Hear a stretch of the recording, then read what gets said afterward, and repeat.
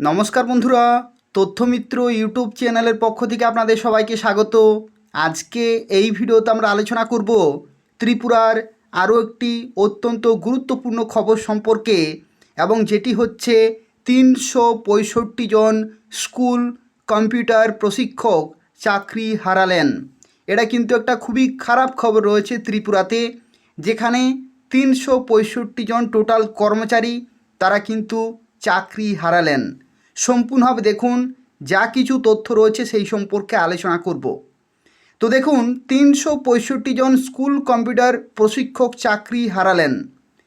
ICT sector স্কুলে তারা কর্মরত ছিলেন। ৩১ মার্চের পর তাদের আর চাকরিতে স্থায়িত্ব হলো না। চাকরি থেকে সম্পূর্ণ বিদায় হয়ে তারা এখন বেকার।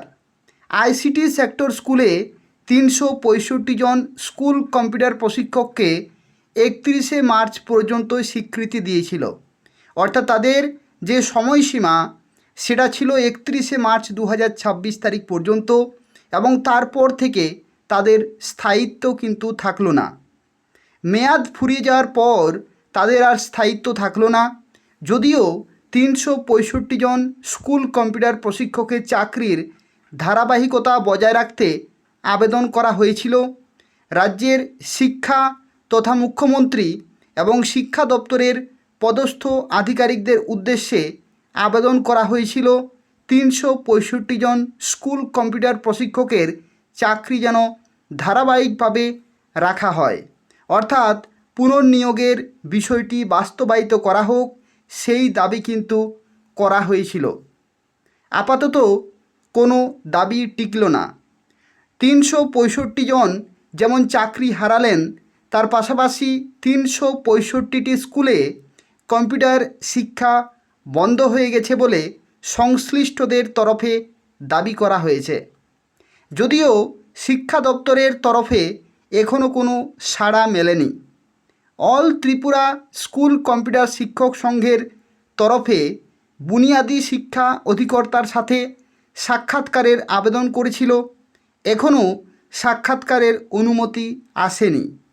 তাছাড়া শিক্ষা সচিবের উদ্দেশ্যে সাক্ষাতের আবেদন যেমন করা হয়, তার পাশাপাশি দাবি সনদও পেশ করা হয়েছিল।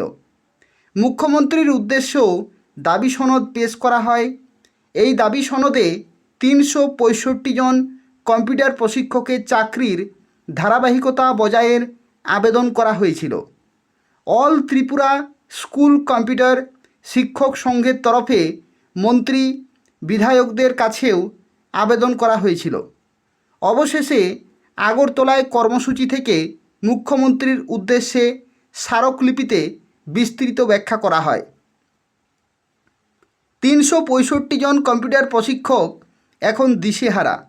তারা কোম্পানির মাধ্যমে স্কুলগুলোতে কম্পিউটার শিক্ষার প্রসারে ভূমিকা পালন করেছেন। প্রধানমন্ত্রী থেকে শুরু করে মুখ্যমন্ত্রী প্রত্যেকেই ডিজিটাল ইন্ডিয়ার কথা বলেছেন। সেখানে স্কুলে কম্পিউটার শিক্ষার প্রসারকে গুরুত্ব দেওয়ার কথা, স্কুলে কম্পিউটার শিক্ষা বহাল রাখার কথা। এখানে কম্পিউটার শিক্ষকদের চাকরির অনিশ্চয়তা, তার সঙ্গে স্কুলে কম্পিউটার শিক্ষা বন্ধের যে বিষয়টি উত্থাপন করে সংশ্লিষ্টরা উদ্বেগ প্রকাশ করেছে। এক ত্রিপুরা শ্রেষ্ঠ ত্রিপুরা, সবকা সাথ সবকা বিকাশের কথা বলেছেন কিন্তু অনেকেই। সেখানে চাকরিচ্যুতদের ক্ষেত্রে কি ভূমিকা নেওয়া হবে সেটা কিন্তু সময়ই বলবে।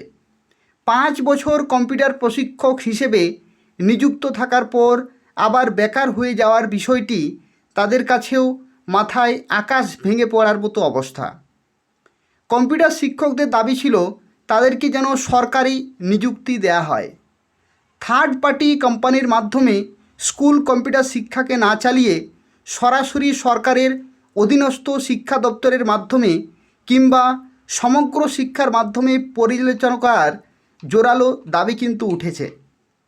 কেন্দ্রীয় প্রকল্পের মাধ্যমে অর্থ আসে, থার্ড পার্টি কোম্পানি কম্পিউটার শিক্ষার ব্যবস্থাপনায় রয়েছে। ৩৬৫ জন কম্পিউটার প্রশিক্ষকদের মানসিক অবস্থার কথা ভেবে সরকার যেন কোনো উদ্যোগ গ্রহণ করে সেই দাবি কিন্তু করা হয়েছে সংঘের তরফে। তবে পরবর্তী ধাপে আরও চাকরিচ্যুতির আশঙ্কা দেখা দিয়েছে।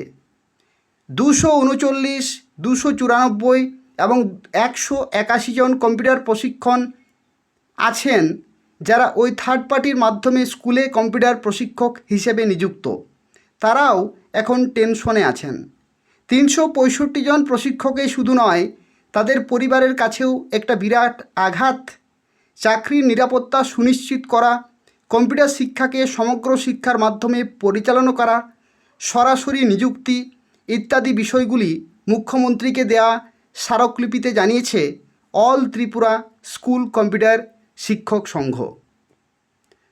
তো এই হচ্ছে অত্যন্ত গুরুত্বপূর্ণ এবং একটি খুবই খারাপ এবং দুঃসংবাদ রয়েছে, কারণ 365 সংখ্যাটা কিন্তু অনেক বেশি। এই 365 জন কম্পিউটার প্রশিক্ষক তারা কিন্তু অবশেষে তাদের চাকরি হারালেন, কারণ তাদের যে মেয়াদ, সেই মেয়াদ ছিল 31শে মার্চ 2026 পর্যন্ত। তো দেখা যাক পরবর্তী পদক্ষেপ কী নিচ্ছে বর্তমান সরকার। যদি কোনো সুরাহা মেলে, যদি কোনো সুসংবাদ আসে, তাহলে আমি এই চ্যানেলের মাধ্যমে আপনাদের জানিয়ে দেব। তো সেক্ষেত্রে তথ্যমিত্র চ্যানেলটি নিয়মিত ফলো করতে থাকুন এবং এই চ্যানেলটি সাবস্ক্রাইব করে রাখুন। যা কিছু নতুন নতুন খবর আসবে, প্রত্যেকটি খবর এই চ্যানেলের মাধ্যমে জানিয়ে দেব। অবশ্যই চ্যানেলটি প্রত্যেকে সাবস্ক্রাইব করে রাখবেন। ধন্যবাদ।